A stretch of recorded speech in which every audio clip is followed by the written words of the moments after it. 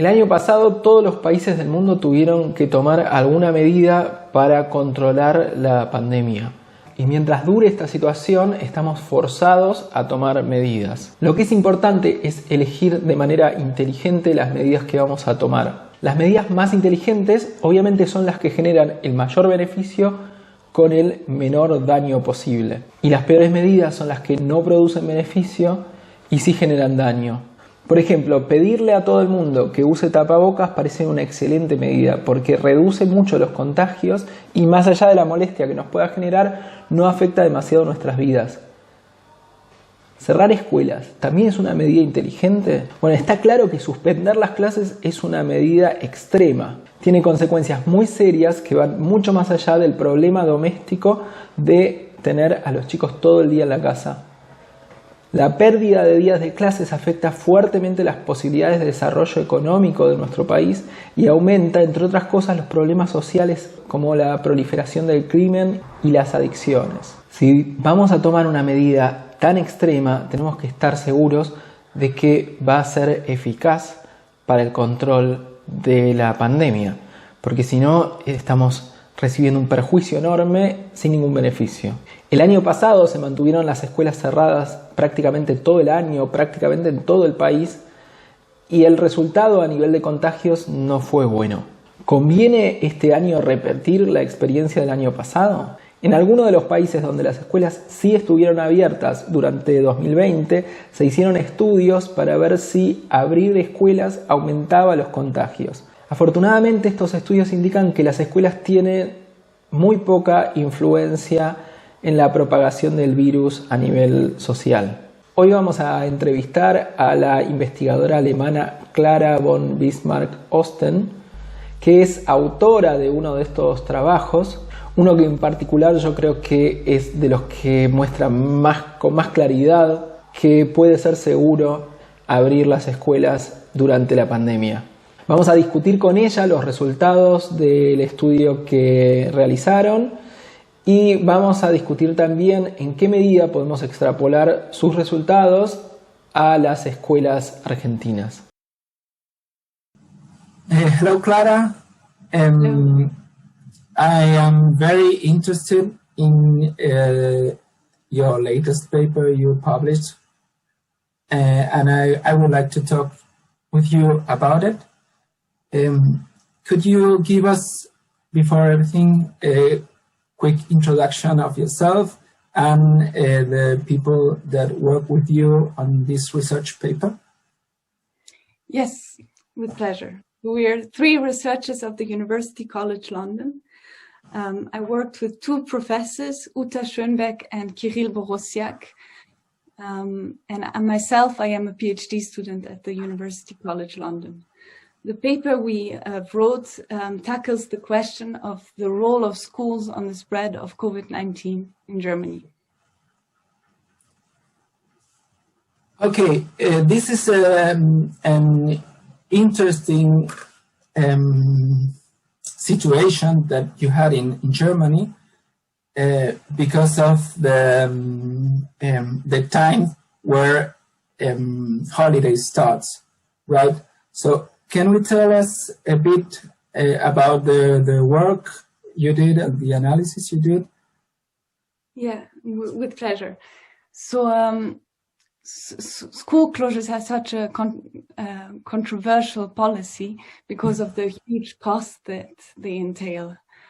School closures are likely detrimental to the psychological well-being of children. You as a psychologist are probably in a better position to talk about these implications on children. What we are interested in is basically the other side of the coin, the benefits of school closures in terms of reduced risk of transmission.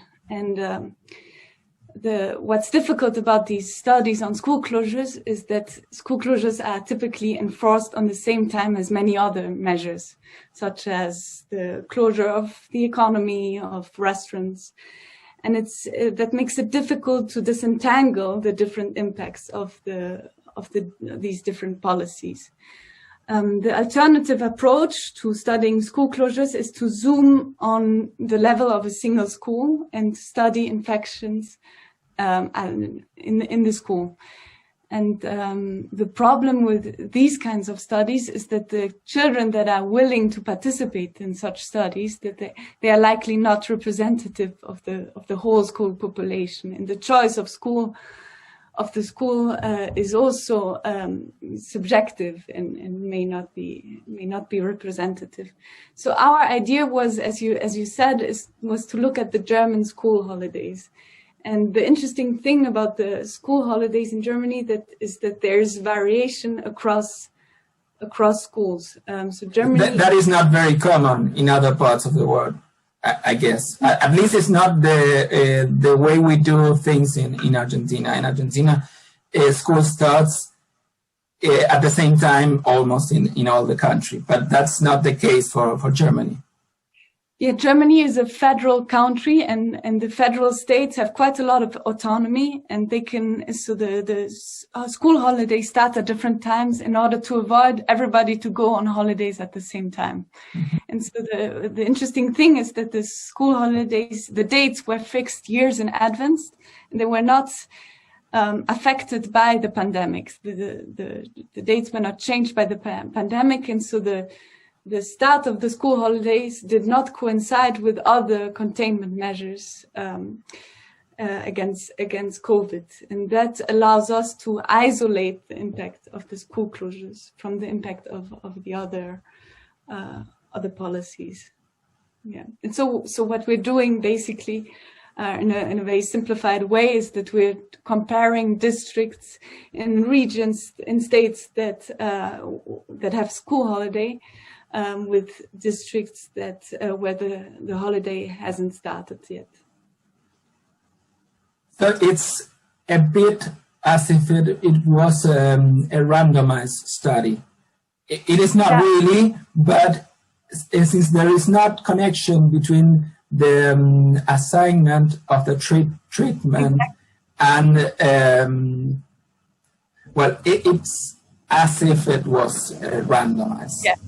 We call it in economic research, we call it quasi-experimental research. Okay, yes. Yeah. So what were the results So what we found surprised us a lot. We didn't find any change in the infection levels after start of the school holidays. And we studied both the summer holidays and the fall holidays. And in both cases, we didn't find a reduction of infections among children or adults after the start of the school holidays. And then we also studied the return to school after the summer holidays in September. And we found that infections did not increase after return to school. We even saw a slight decrease in the number of infections among children after the return to school, which was definitely not what we had expected. So you expected that after school holidays starts, you were expected to see a decrease in the level of infections, and you saw no effect. Yeah, exactly. So what we found basically can be also summarized so we didn't find the risk of infection to be higher during school as during school holiday. So we saw the same amount of children on average who tested positive. So I want to play a little as a devil advocate and say this analysis takes place in a period where Germany had a low level of transmission, right? Indeed. So do you think that has something to do with the results? Or you have an opinion? We can't know for sure, right? But what do you think? So this was our worry too, and that's for that reason we extended the analysis to the fall holidays. Okay. And in the fall we had a lot more infections per capita than in the summer. Yes, in the fall, what you see is that the level of transmission is growing. It's growing everywhere, but it's not growing starker in regions where there were no school holidays. So whether or not the region was in holiday didn't impact it. The increase. The increase seems quite similar in all districts.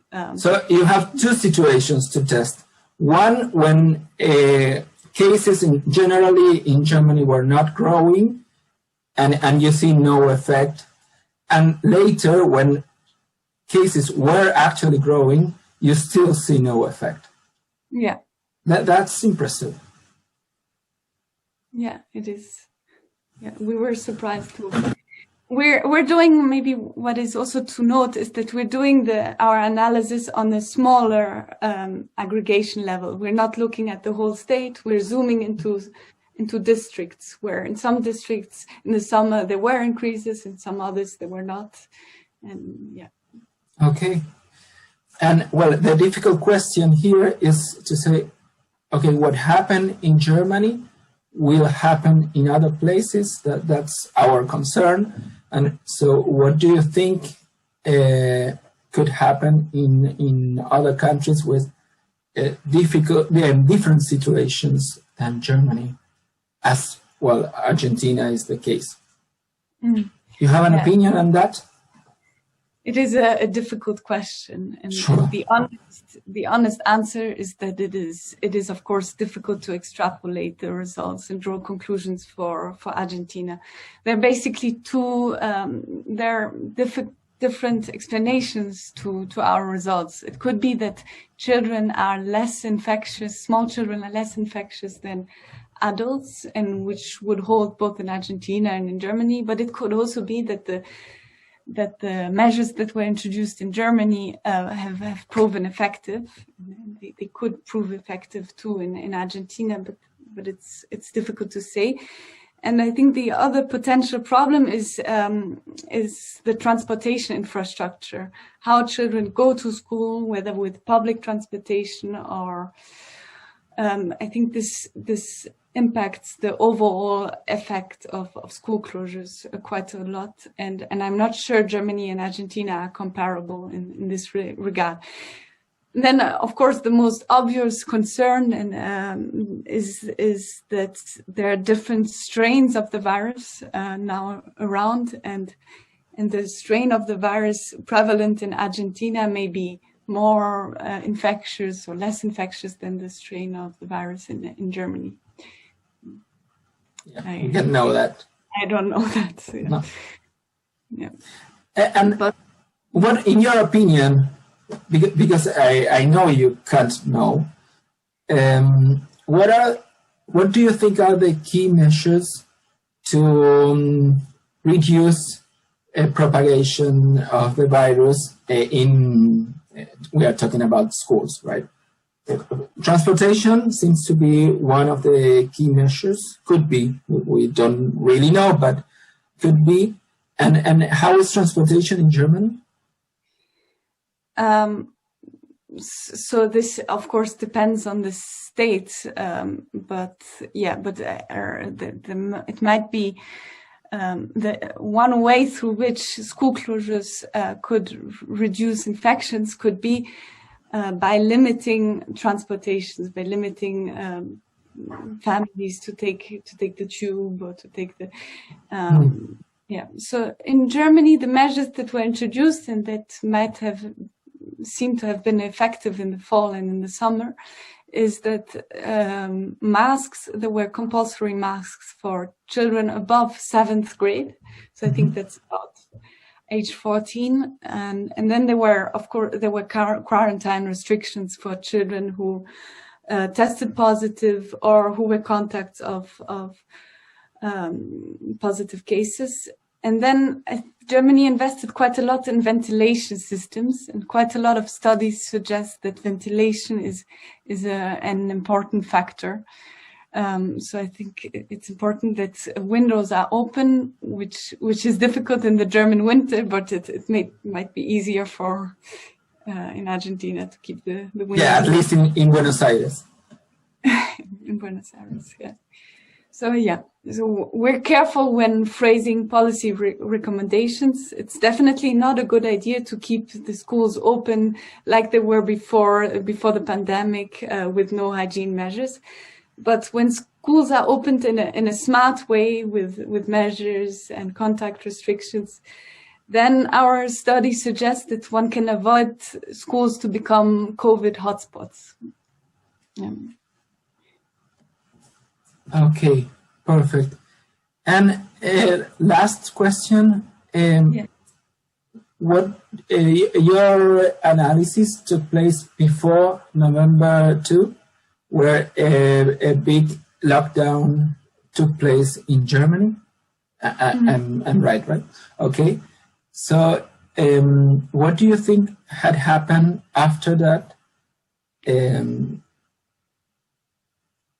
Well, first, I don't know if the school's closure took place after November 2. There was another school closure. I don't know what happened. So in November, end of November, a new national lockdown was announced. Okay. To curb infections before Christmas. And schools were left open, but all other parts of the economy closed down. Okay. And this lockdown didn't really work out, and these infections kept increasing during the festive season, during Advent. And so schools were closed around Christmas, and they will remain closed until at least mid of February. And under the current lockdown, I think people who cannot work from home are allowed to go to work, but still schools are closed. And I think this is it is a questionable prioritization, and the policy is very contested, especially in the light of the increasing amount of studies that point in the same direction as ours. Gracias a todos por ver este video hasta acá.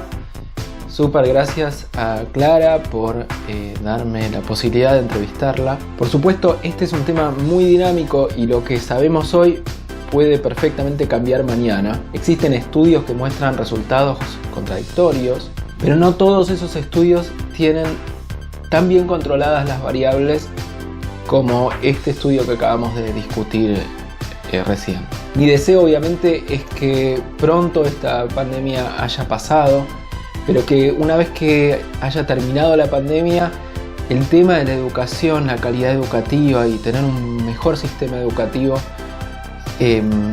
se vuelva tan importante en la discusión pública como está siendo ahora. Ojalá tengamos las vacunas muy pronto y ojalá tengamos un muy feliz comienzo de clases.